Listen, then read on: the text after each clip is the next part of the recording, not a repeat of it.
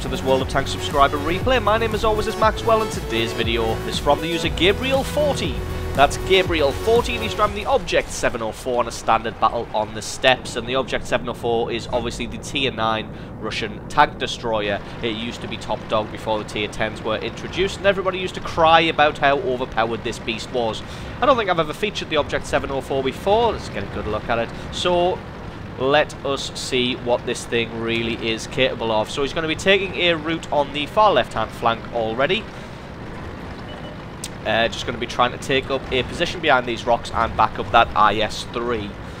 But it looks like the Allies have committed almost all of their forces to that far right hand flank, leaving this one a little bit sparse, so they could be in trouble. Oof! Somebody getting a good hit on him on the side already, taking off a little bit of his hit points, but this thing does have a good hit pool of 1600. Well, I say it's good, it's not really good compared to the other tier 9s and tier 10s, but what this thing does have is fantastically angled armor, so it's very unlikely to actually get a penetrating hit. Someone just having a shot there, but unluckily for them, missing. The enemy seems like they have quite a few heavy tanks committed to that central area overlooking this far left-hand flank. So we're going to have to play it very careful behind the rocks here. Going to see if we can pick somebody out and catch them unawares, as this thing does have a pretty good cannon. Pretty sure there was somebody else hanging around this area, but it looks like he has dropped back into the fog of war, so not really going to be able to... Oh, there he is, KV-4. Not sure how those things stealth, as they are absolutely giant, and doing 704 damage there, which is the name of his tank, so it's a little bit synchronistic there. Probably doesn't mean anything. So it should be able to get another hit on this KV-4 now, as he just missed his shot. Oh, so unlucky there, leaving him with 8 hit points left and somebody else managing to pick up the kill there. So fantastic shot there, taking off over 1600 hit points with 2 shots. Not really. I was going to say a little bit of a shame that someone else picked up the kill, but not really. Not at this level of play. It's all down to damage rather than kills on the board, which any player who has a tank at this higher tier knows that. So just going to sit tight and try and get the enemy to come to them, as they don't really have the forces to push up, although they have now 2 heavy tanks in reserve coming up, which is an IS-3 and this T-34, so a little bit more support. Spots out the VK here, the tier 8 heavy tank, so we're going to see if we can get some damage on him. Should be able to get a penetrating hit, although can't quite get his gun on target because of the rock there, but he's looking in the wrong direction, so his shot should just sail straight through his armor. It looks like this gun has a pretty big damage spread, as that one did 600 and a bit damage, and this last one on the KV-4 did over 900 damage, so it looks like this gun has a pretty large damage capacity spread, which is a little bit... Now, I'm not a big fan of that, just because, yes, you have the potential to do very high damage, but it's not very consistent. You never know whether you're going to be able to kill somebody or not with a spread that large. Going to see if we can get a shot on this Low here, who seems to just be trying to play peekaboo behind those rocks. Still has full hit points, but he shouldn't really be a match for all of the guys here. Pokes himself out far too far, and takes a big shot in his side for his trouble.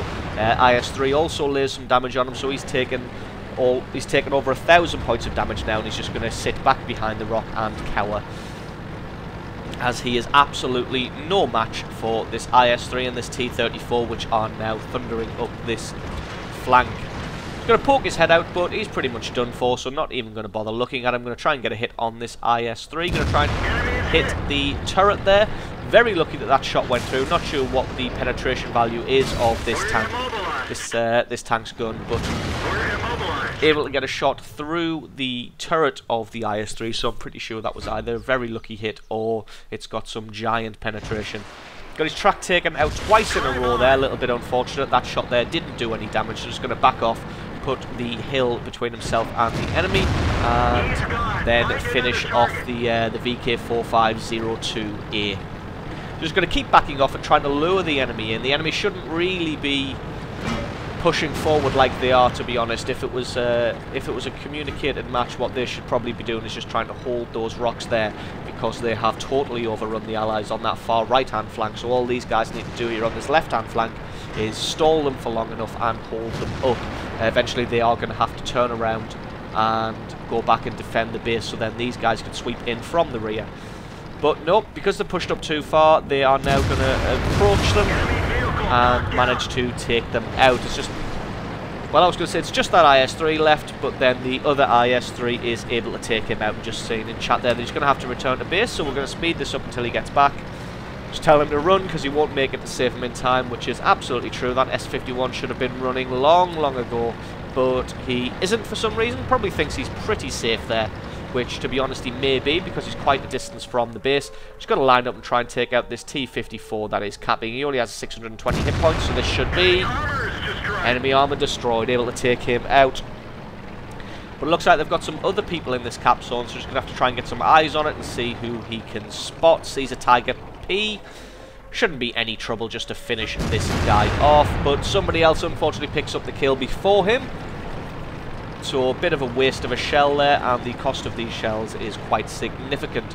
See, is that a Panther 2? Yes, it is a Panther 2 trying to flank around and play circle strafe with this IS-3. So just going to back off, try and get a shot on the top of his turret. Unfortunately, nothing he can really do there, and this IS-3 is getting pounded by everybody. So just going to come up the hill and try and lay some damage on these guys and scare them off. Who is that? That is a T-69 as well as the Panther 2. So just going to come up the hill and try and scare them off. Unfortunately, the speed of this thing isn't significant. Oh, will he be able to get a shot on this T-29? Yes, he is. Able to finish off that T-29, picking up his 4th kill of the match, and that just leaves the Panther 2, who is deciding that discretion is probably the better part of valor, and running away up the centre there. So it'll be interesting to see whether this guy decides... No, I was going to say it'll be interesting to see whether he just decides to go off and hide.